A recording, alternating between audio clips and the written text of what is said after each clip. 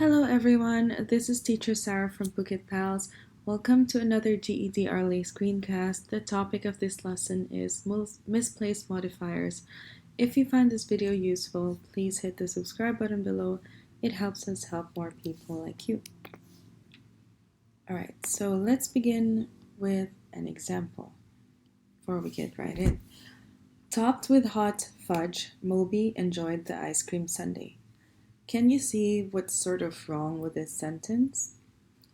Doesn't it seem like it's as if Moby is the one that's topped with hot fudge instead of the ice cream sundae that he's enjoying?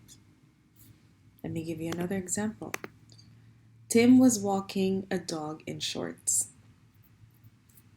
Okay, so again, this makes it look like instead of Tim in shorts, instead of Tim being the one in shorts, it looks like it's the dog that Tim was walking that is the one that is in shorts. And while camping out, Serene saw a bear in her pajamas. So, pajamas, is it the bear wearing the pajamas? Because it makes it look like a bear in her pajamas. So it's as if the bear was wearing her pajamas instead of Serene, who was camping out. So that's what we call a misplaced modifier. But what is a misplaced modifier? First, let's get into what is a modifier to begin with. A modifier describes, clarifies, or gives more detail about a concept. Okay, and there are two kinds of modifiers. So an adjective is one of the kinds of modifiers. So an adjective describes nouns by giving some information about an object's size, shape, age, color, origin, or material, or even taste, actually. Adverb is another kind of a modifier, and that is a part of speech that provides greater description to a verb or another adverb or an adjective. Actually, that's so basically you have two kinds of modifiers. Modifiers basically just help you either limit or clarify, as it says here, and describe and give more details about nouns and verbs and other adverbs.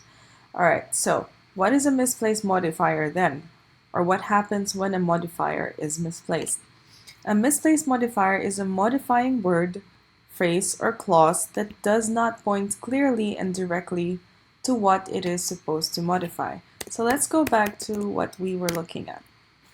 Instead of putting in her pajamas beside Serene, because she was the one in her pajamas instead of the bear, it was moved or it was misplaced to be beside the bear. So that made it look like it's as if the bear was the one who's wearing Serene's pajamas. So how do we fix that?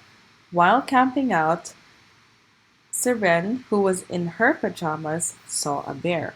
That's one way to do it. There are a lot of ways to do that, actually. Any way that makes it give the right sense. And another example is Tim was walking a dog in shorts. So Tim, who was in shorts, was walking a dog. Topped with hot fudge, Moby enjoyed the ice cream sundae. How about you give that one a try and leave a comment below and tell me what you think what's the right way to write this sentence. So I won't give you the answer. All right, let's move right out of that. Okay, here's how we're supposed to do it. So a misplaced word in this sentence, he almost decided to eat half the pie for supper.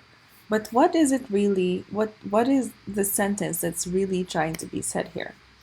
He decided to eat almost half the pie for supper. Do you see the difference between when you put he almost decided, when you put almost between he and decided, and when you put almost between eat and half the pie?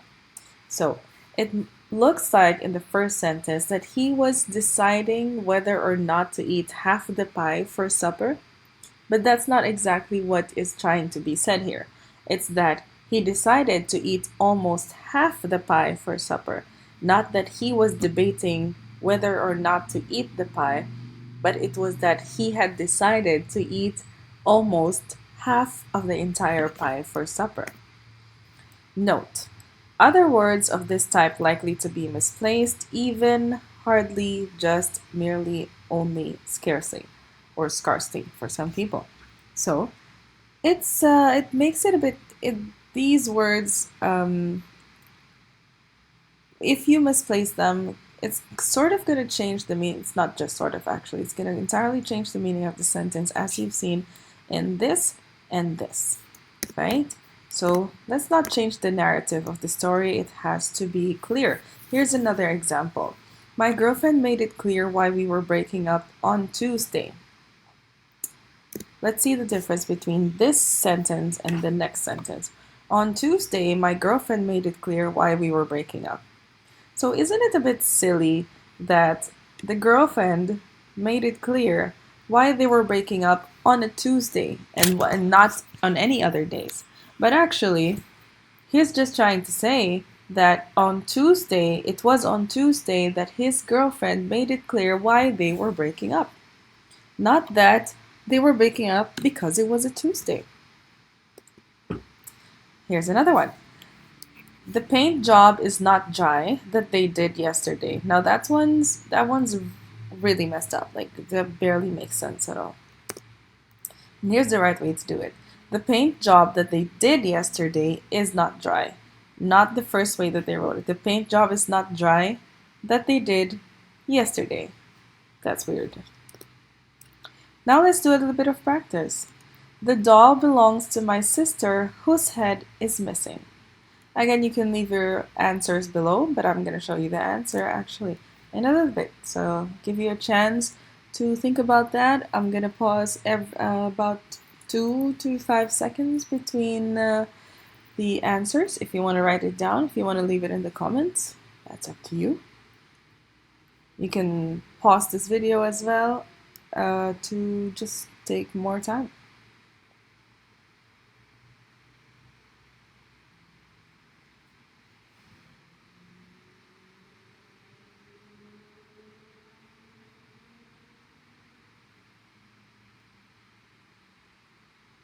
All right, so the doll belongs to my sister whose head is missing. Let's see the answer. The doll whose head is missing belongs to my sister instead of the sister seeming like she's the one who's lost her head, right? Number 2, oopsie. The professor told them when the class was over they could ask questions. So that doesn't really seem like it's 100% wrong or that it doesn't make sense at all. It seems okay. But there's a better way to do it that makes a lot more sense and not confusing at all. And here's the answer. The professor told them they could ask questions when the class was over. Makes more sense, right? Easier to follow.